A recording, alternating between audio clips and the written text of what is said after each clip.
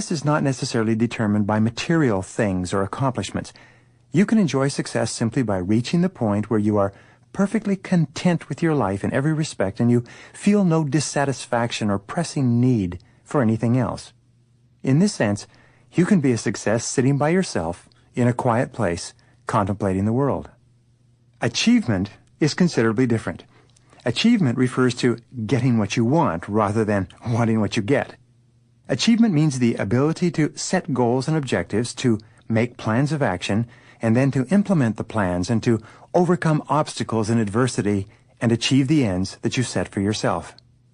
The laws of success apply equally well to achievement, but in addition there are a series of laws that are specific to goal attainment. These are the laws that we'll describe in this session. The basic rule of human action is that everything you do is aimed at improving your life in some way. Every action of yours is guided by purpose and intention of some kind, whether clear or unclear. The remarkable thing about your mind and your abilities is that you always seem to achieve the goals that you set for yourself. If your goal is a small one, for example, to get home at night and watch television, you'll certainly achieve it. If your goal is a large one, to achieve financial success, prosperity, and prestige among the people you live and work with, you'll achieve that as well. Your mind contains a cybernetic, goal-seeking function.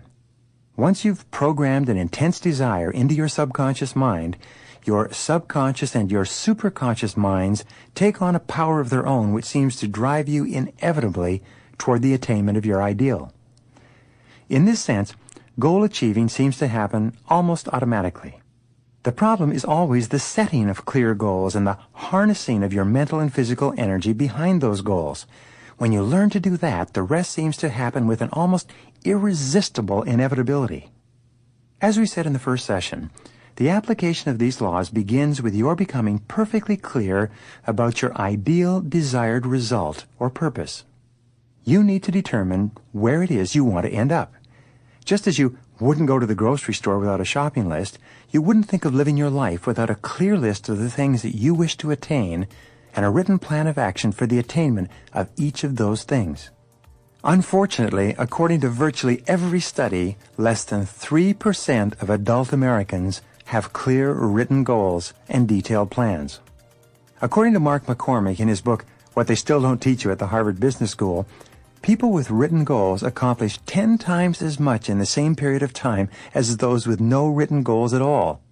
In fact, you can move yourself into the top rank of Americans living today by the simple act of sitting down with a pad of paper and a pen and writing out where you intend to go and what you intend to do to get there over the next 3 to 5 years. You will immediately become a different person, and your chances of accomplishing what you have written down will go up by about 1,000%. In my seminars, I continually urge people to write down 10 things that they want to achieve in the next 12 months. I tell them that if they do this, at the end of 12 months they can reread the list and they will find that probably 8 of those 10 items have been achieved, sometimes in the most remarkable of ways. I've had countless graduates from my seminars come back and tell me this is exactly what happens. For example, an insurance executive from Houston took this recommendation from me at a seminar on a Thursday afternoon. The following Sunday he sat down and made a list of 10 things he wanted to accomplish within the next 12 months. The following evening, Monday, he opened the list and found, to his astonishment, that he had already accomplished 5 of his 10 one-year goals. He quickly wrote down 5 more goals, bringing his list back up to 10, and by the following Thursday evening, he had accomplished 5 more of the new list. He wrote and told me that he had achieved more in 5 days with written goals than he had expected to accomplish in an entire 12 months of hard work. Aside from clarity regarding your goals, there are 12 laws you need to know and practice if you really aspire to high achievement. The first law of achievement, and one of the most important laws that you'll ever learn, is the law of control. The law of control simply says that you feel positive about yourself to the degree to which you feel you are in control of your own life. The importance of control as a critical element in human personality and performance has long been recognized by the psychological profession. The term that psychologists use is locus of control. The locus or place of control refers to where you feel the control is in any particular part of your life.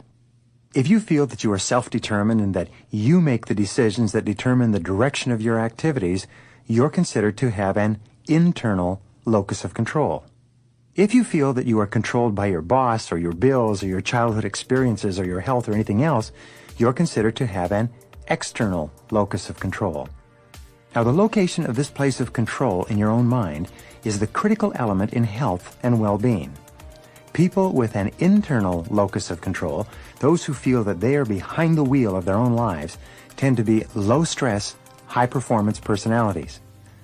On the other hand, those with an external locus of control, those who feel that what they're doing is determined by other people and other pressures, have a high level of stress and a commensurately low level of performance.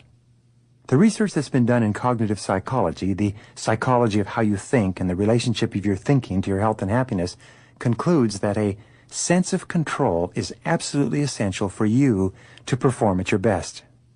The first part of the law of control is the same as the law of change, which says that change is inevitable. Change is also scary for most people, and there's a deep-rooted desire on the part of the majority of human beings to avoid change of any kind, even positive change. However, goals allow you to control the direction of change and to assure that it is predominantly in the direction that you desire. Goals give you control over the critical elements of your life. Without goals, you are really driving down the highway of life with your hands off the wheel. The second part of the law of control is that controlled change tends to lead inevitably to greater achievement than uncontrolled change. The habit of working toward the accomplishment of important goals on a daily basis will assure that you will achieve at a far higher level than if you had no goals at all. This is, of course, obvious. The third part of the law is that to take control of your life, you must begin by taking control of your mind. Your ability to think the thoughts you want and to determine the goals and ideal results you desire is the starting point of all happiness and high attainment. Many people believe that life is a series of random occurrences and that things just happen by accident. They don't realize that by failing to plan, they're planning to fail. Nobody actually plans to live a life of underachievement and frustration, but by failing to decide specifically what they want, they end up living unconsciously and unintentionally, and what happens to them in life will appear to be a series of random occurrences over which they have little control. People who believe they have little control over their lives say things like, "You can't fight City Hall," or they say, "It's not what you know, it's who you know," or sometimes they say it's being in the right place at the right time. Many of these people believe that success is largely due to luck and to contacts and has very little to do with themselves. To show how prevalent this attitude is, in a recent survey, 63% of adult Americans revealed that they believed that the only way they were going to achieve financial independence was if they won a lottery of some kind. This means that the great majority of people think that their lives are simply one big crapshoot over which they can exert very little control. They are living by failing to plan, and they're planning to fail. People who live by this philosophy, which is in violation of and contrary to the law of cause and effect and the law of control, have a perceived lack of control, and therefore they experience negativity, pessimism, helplessness, and a feeling of being a victim in the great game of life. People who are failing to plan their lives have a tendency to blame others for their problems, to continually make excuses, to perform well below their potentials, and to indulge in forms of escapism such as endless television watching or alcohol or drugs and aimless socializing. They really don't feel that they can make much of a difference. The wonderful thing about goals is that the very act of setting goals enables you to escape from the clutches of randomness and put yourself squarely under the law of control and cause and effect. The setting of goals gives you a feeling of power, purpose, and forward direction. It puts you in charge of your life and makes you feel terrific about yourself. This is why we call goal setting the master skill of success. It's the skill that is more important to your overall happiness and well-being than any other single skill that you can develop. The second law of achievement, which is essential for you to understand, is the law of responsibility. This law says that you are completely responsible for everything you are and have, and everything you become and achieve. The concept of individual responsibility is a major issue in life and society today. There are basically two schools of thought on this issue. One school believes that no one is really responsible and that the government or society is to blame for anything unfortunate that happens to anyone. The other school of thought says that in a society of individual freedom, individual responsibility is essential and unavoidable, and that people are responsible for the consequences of the things they do and for the things that they neglect to do. The fact about responsibility is that it's not optional, it's mandatory. No further progress in your life is possible except to the degree to which you assert a higher level of responsibility in that area. No one else can or will do it for you. And the perverse thing about responsibility is that the more of it you accept, the more people will want to help you, and the less of it that you accept, the less people will want to have anything to do with you. The first part of the law of responsibility is that since you are always free to choose what you think and what you do, you are where you are and what you are because of your own conduct and your own behavior. Because you have complete freedom of choice and you can do and say anything you want, you can never evade complete responsibility for the things that you do or fail to do. The second part of this law is that responsibility begins with your taking full and complete control over the content of your conscious mind and your dominant thoughts.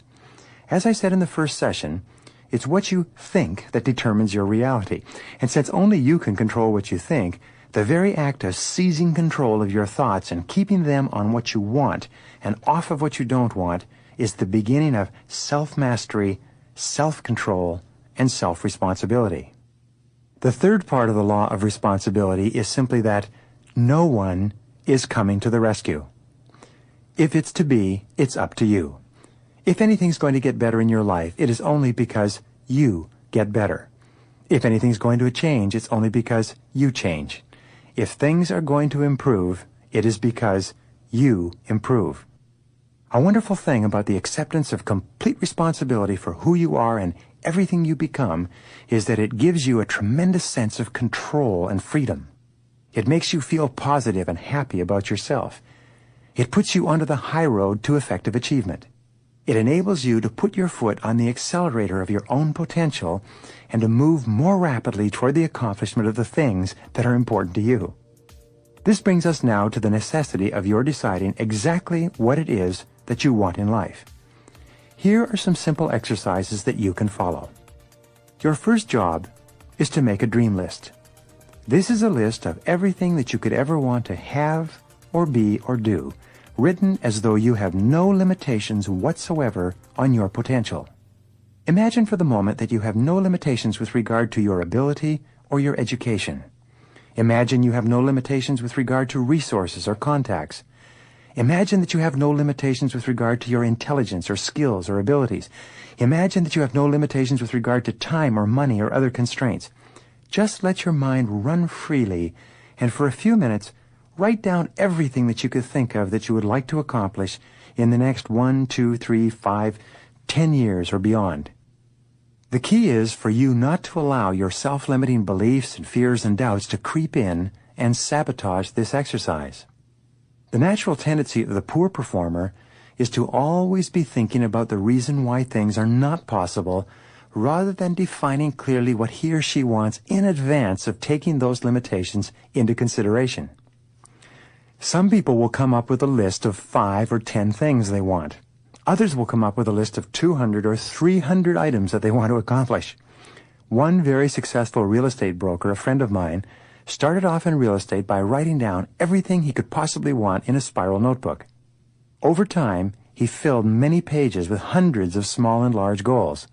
Eventually, he became extraordinarily successful in real estate and made an enormous amount of money with which he was able to achieve most of the goals he'd written down.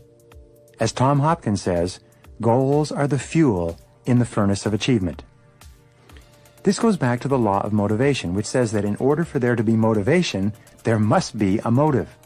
It takes us back to the fact that 85% of your motivation is determined by the consequences that you anticipate, or the things that you hope to achieve as a result of engaging in certain actions and certain behaviors.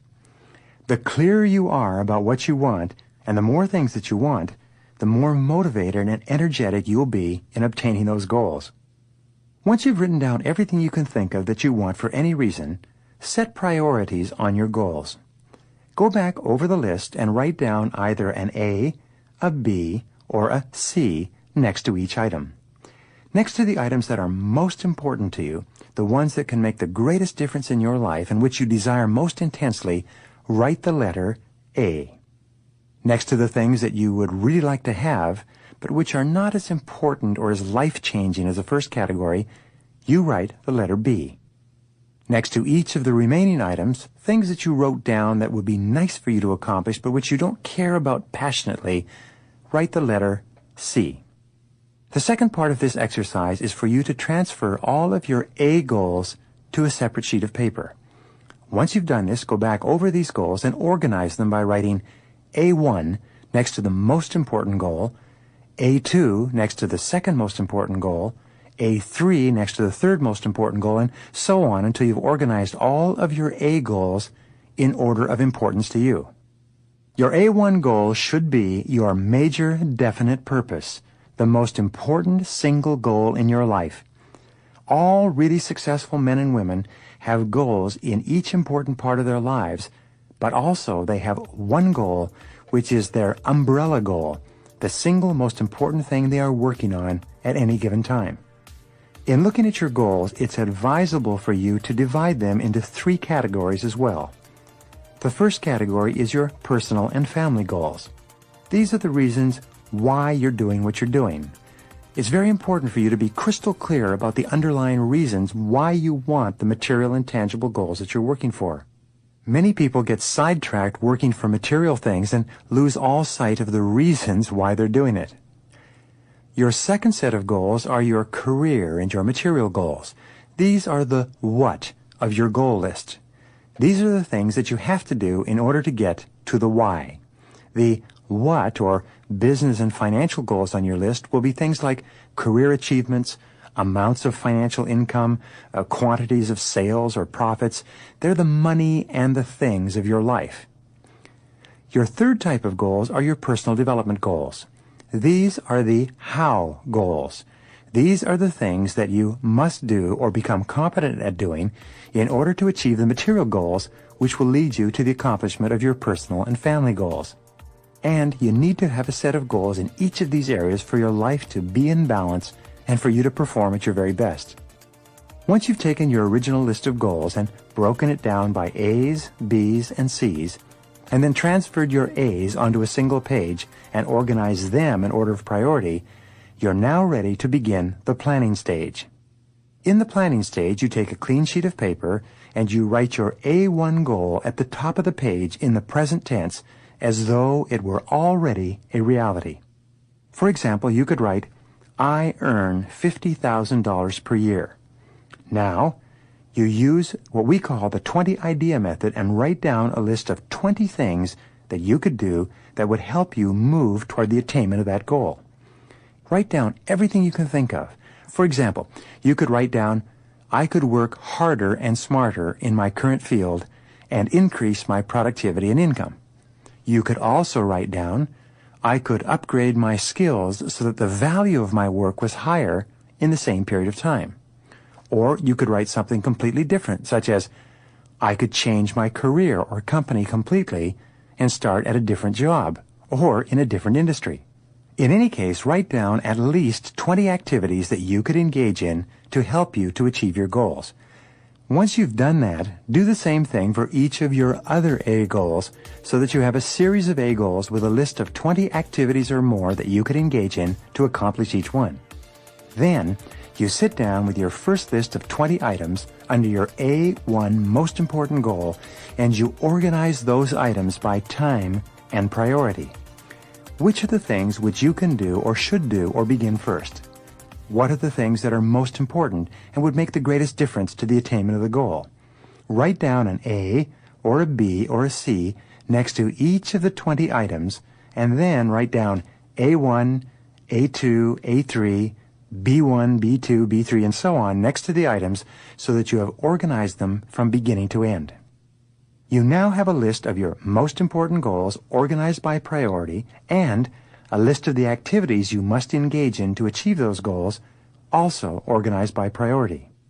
Your final exercise is to merge your major goals and your major activities into a single plan and then to begin to organize your day-to-day life around that plan. It's important that you review this plan on a regular basis.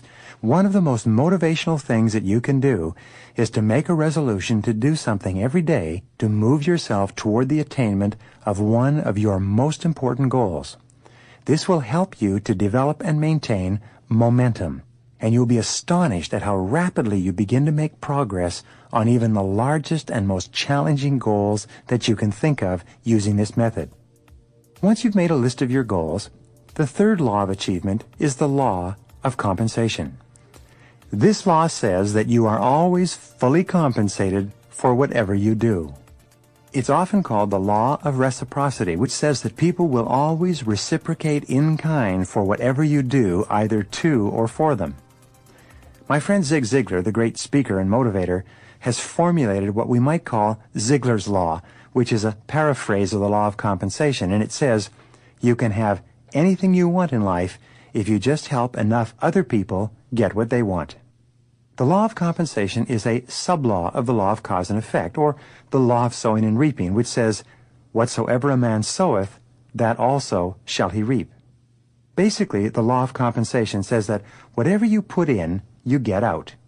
You cannot reap it unless you have sown it in advance.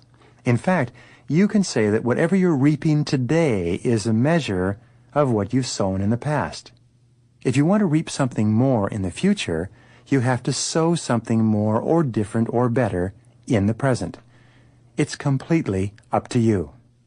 In Ralph Waldo Emerson's wonderful essay, Compensation, which is one of the finest pieces of writing in the English language, he says that the longer you put in without getting out, the greater will be your return when it finally comes. Some years ago, the Kingston Trio had a song with a line that said, you've got to prime the pump, you must have faith and believe, you've got to give of yourself before you're willing to receive.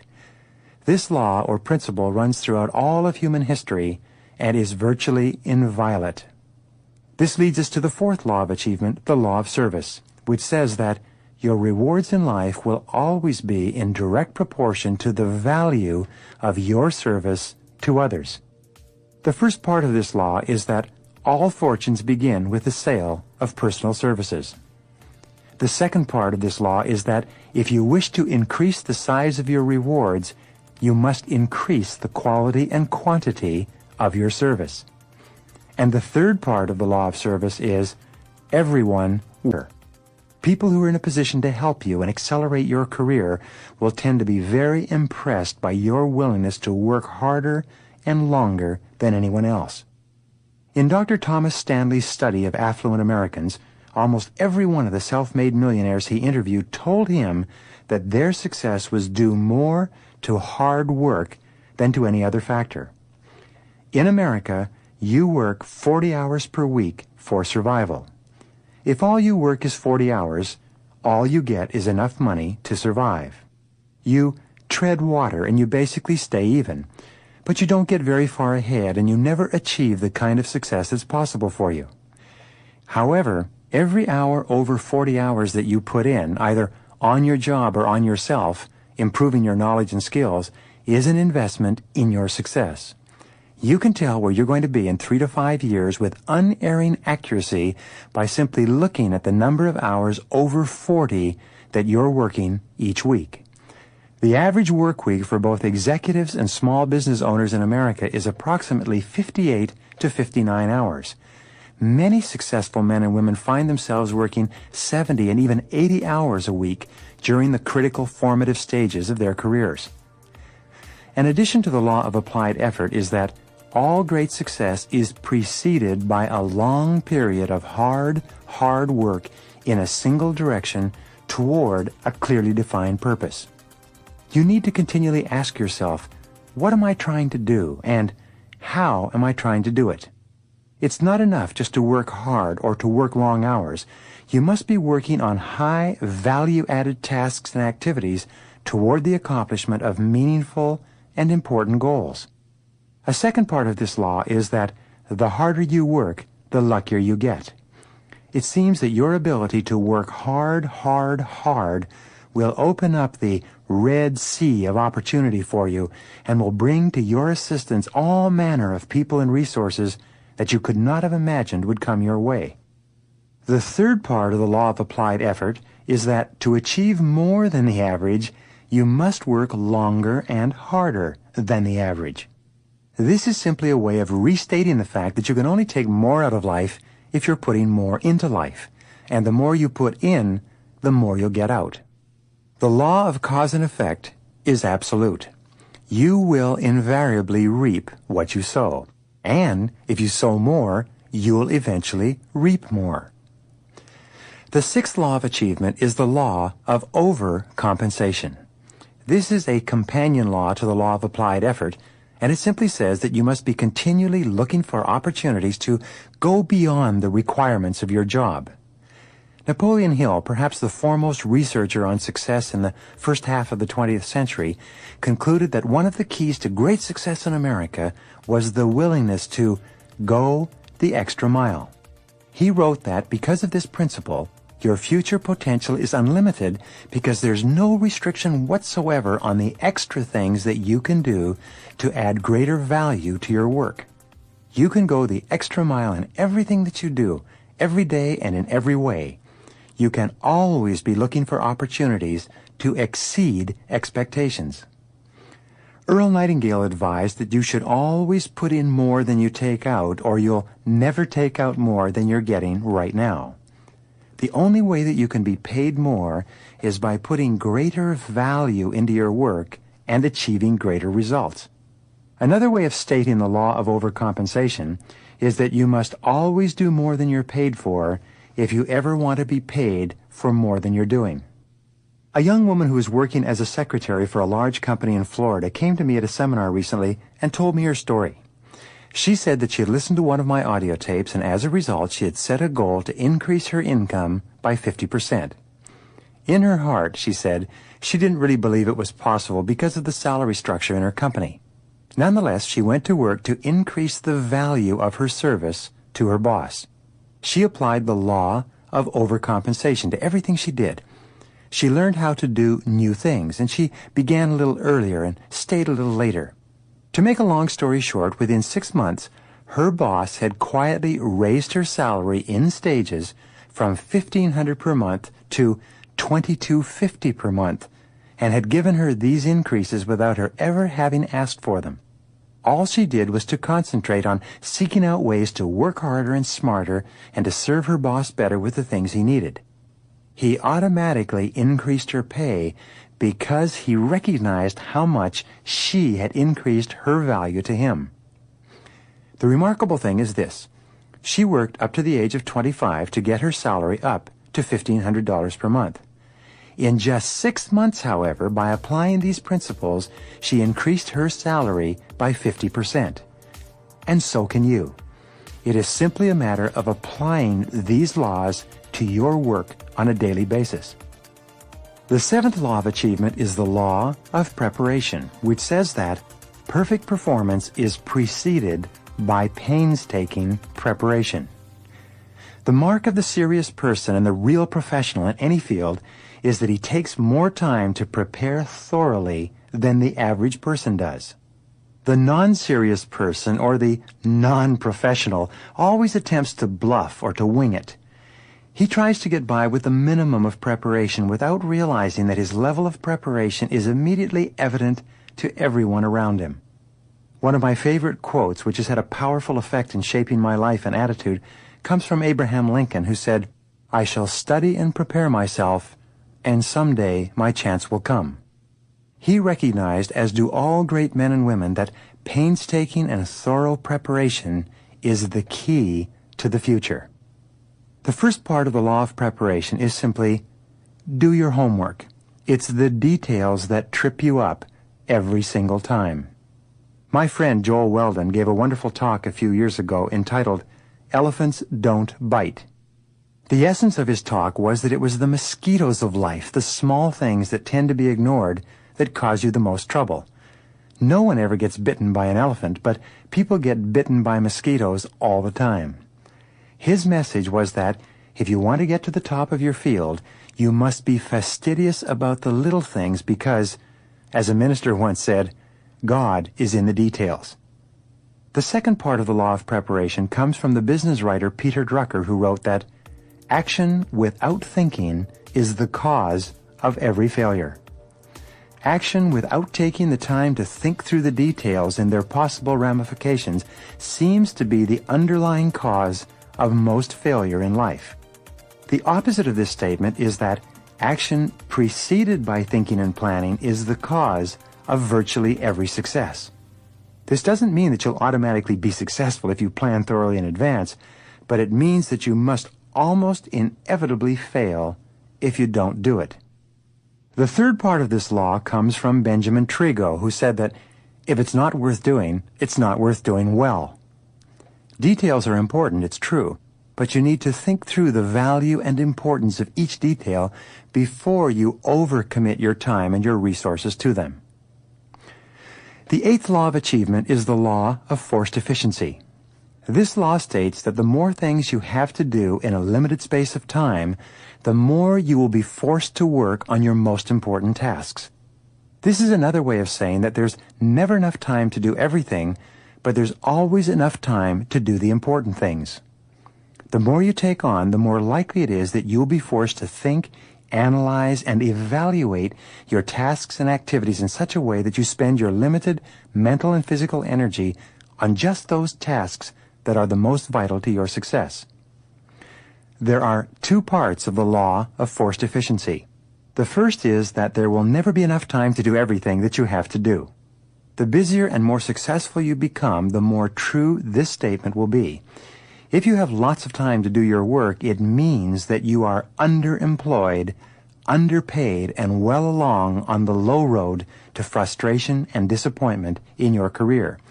The fact is that you can only discover how much you can do by trying to do too much.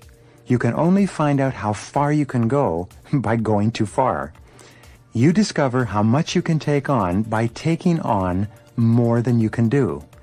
The second part of this law, which is the key question in personal efficiency and time management, is to ask yourself continually, what is the most valuable use of my time right now? Always keep yourself on track and focus on your most important responsibilities by asking yourself hour by hour and minute by minute, what is the most valuable use of my time right now? The ninth law of achievement is the law of decision. It says that every great leap forward in life is preceded by a clear decision that leads to action. All high-achieving men and women tend to be very decisive in their thoughts and actions. They think things through carefully. They decide exactly what they want, and then they make clear decisions and take action to make those decisions a reality. In your life, you've had several experiences where you've been unsure of what to do, and you've resolved your dilemma by making a clear decision one way or the other. In looking back, you'll probably find that that was the turning point for you, and that everything else flowed from the decision. The ability to make good decisions is one of the most critical thinking skills of the successful man or woman. In fact, in one study, the careers of managers who were promoted rapidly were compared to those of managers who were passed over for promotion. Researchers found the one distinguishing behavior between the two groups was that the more rapidly promoted managers were more decisive in doing their jobs. The interesting fact that came out of this study was that, given written tests with hypothetical problems, both sets of managers were equally accurate in their answers. The more successful managers, however, on the job were willing to make decisions based on their answers, while the unsuccessful managers were afraid to for fear of making a mistake. The very act of being decisive can be the critical factor that enables you to take command of a situation and move ahead more rapidly. We've found that high achievers are not necessarily those who make the right decisions every time, but they are those people who make their decisions right. They accept feedback and self-correct. They take in new information and they change if necessary, but they are always decisive, always moving forward, never wishy-washy or vacillating in their attitudes toward life.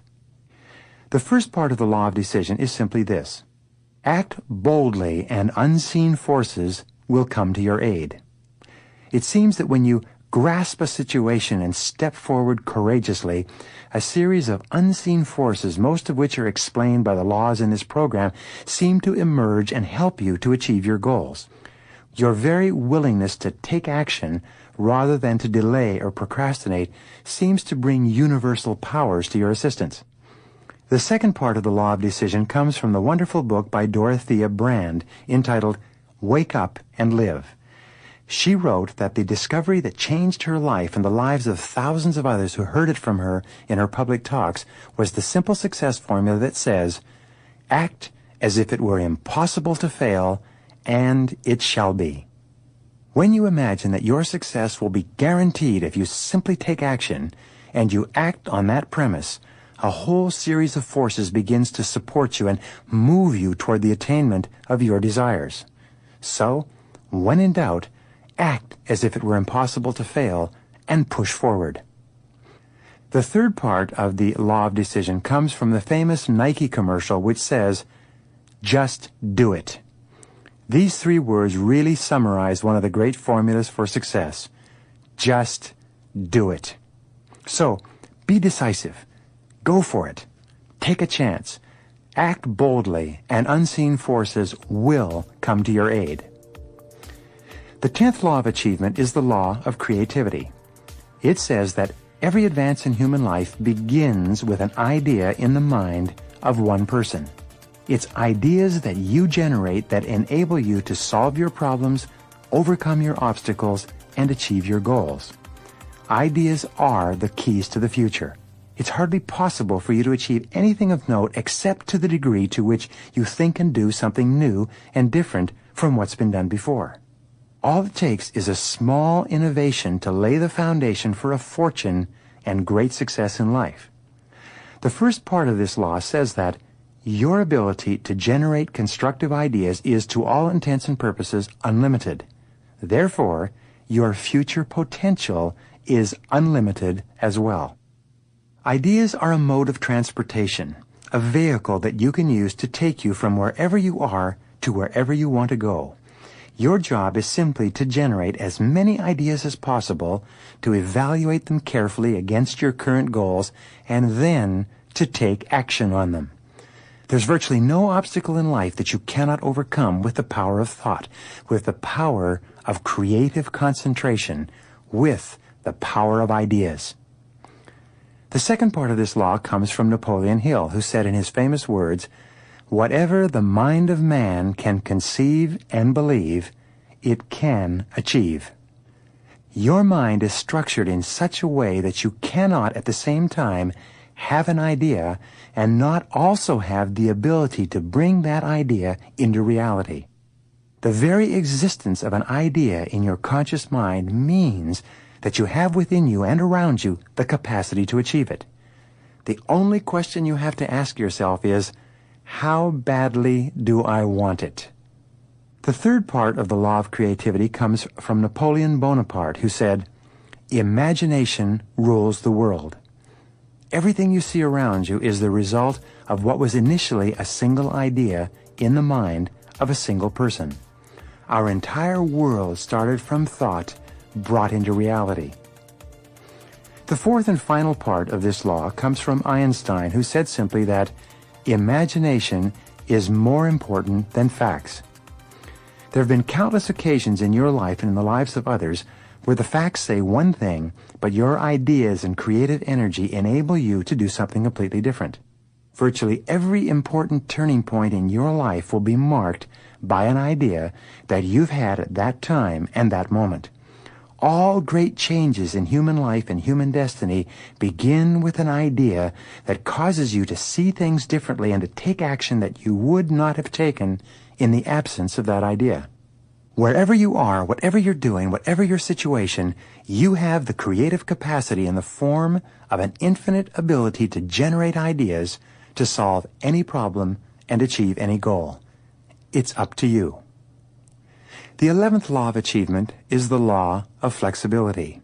This law says that success is best achieved when you are clear about the goal, but flexible about the process of getting there. This is one of the most important conclusions ever reached by high-achieving men and women. When you set a clear goal for yourself and make a plan, you usually have a fairly good idea of what it is you have to do to get whatever it is you want to achieve. However, 1,000 things can change, each of which will require alterations in your plan of action. The most optimistic and enthusiastic people are those who are open and flexible and fluid in the face of the inevitable and the myriad changes required as they move toward the accomplishment of something that's important to them. The first part of the law of flexibility is that the experience of resistance and frustration is often an indication that you're doing the wrong thing. Whenever you feel that you're butting your head against the wall and not making progress, step back and re-examine your plan. Be sure that the goal that you're working toward is still the goal that you desire, and then sit down and make better plans.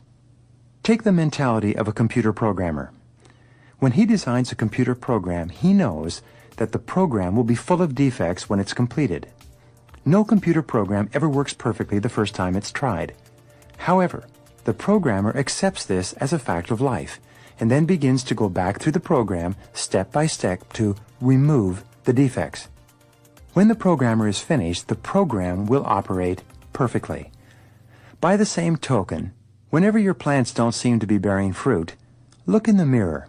Re-examine your plans and redesign them until you have faultless plans that work and move you forward without anxiety and frustration. The second part of the law of flexibility is that you are only as free in life as the number of developed options that you have available to you. Your freedom and happiness is largely determined by the number of alternatives that you've developed in case your first choice doesn't work. The more thoroughly developed your options and alternatives, the more freedom you have. If one course of action doesn't develop as you expected, you're fully prepared to switch. In my courses on decision-making, once a decision has been reached, I encourage the participants to ask the question, what else would be a good decision in this situation? The very exercise of developing alternatives enables you to think more clearly and can be a major contributor to the level of achievement that you experience. The third part of the law of flexibility is that crisis is change trying to take place. Whenever you're experiencing a crisis or difficulty of any kind, stand back for a moment and ask yourself, what change is trying to take place that is being signaled to me as a result of this crisis? You may be having a crisis in your work, in your personal relationships, with your health, or with your business. In almost every case, a crisis is an indication that something is wrong and that pursuing the same course would be an unwise thing to do. So, what is the change that's trying to take place in your life right now? And the fourth part of the law of flexibility is that errant assumptions lie at the root of every failure. Almost every failure you have will be based on an incorrect assumption that you've made and accepted without question. It's always a good exercise to clarify your assumptions, especially when things aren't going as well as you want. So, what are your assumptions? First, what are your explicit assumptions, the ones you're clearly aware of? And second, what are your implicit assumptions, the ones that you may be accepting without question? What if your most cherished assumptions were wrong? What changes would this dictate? How flexible and fluid would you have to be to redirect your course of action if something that you were assuming as a fact turned out not to be true at all. Whenever you make the right decisions and you achieve your goals on schedule, it's always because the assumptions that you were operating on turned out to be true. Many people go broke in starting their own businesses because they assume that there's a big enough market for the product or service that they propose to offer. They also assume that customers will switch from their current suppliers to them for no other reason than that they are in the marketplace. They sometimes assume that they have the talents and skills and abilities to provide the product or service at a competitive price and still make a profit. Well, your willingness to question your assumptions, to test your assumptions against reality, with the willingness to accept the possibility that you could be wrong, is the kind of attitude that will ultimately lead you to great achievement. Flexibility is considered to be perhaps the most important single quality necessary for success in our competitive society for the rest of the century and into the century beyond. The 12th law of achievement is the law of persistence. This law says that your ability to persist in the face of setbacks and disappointments is your measure of your belief in yourself and your ability to succeed. Persistence is the iron quality of success. Sometimes your willingness to persist is your greatest asset and is the quality that separates you from everyone else. Sometimes the strongest thing you have going for you is your ability to persist longer than anyone else. The first part of the law of persistence is simply that persistence is self-discipline in action. It's when you face the inevitable setbacks and delays and disappointments and temporary defeats, and you continue to persist in spite of them, that you demonstrate to yourself and others that you have the character of self-discipline and self-mastery that is absolutely indispensable for the great success that you desire. Churchill summarized the second part of the law of persistence when he said, "Never give up. Never, never give up."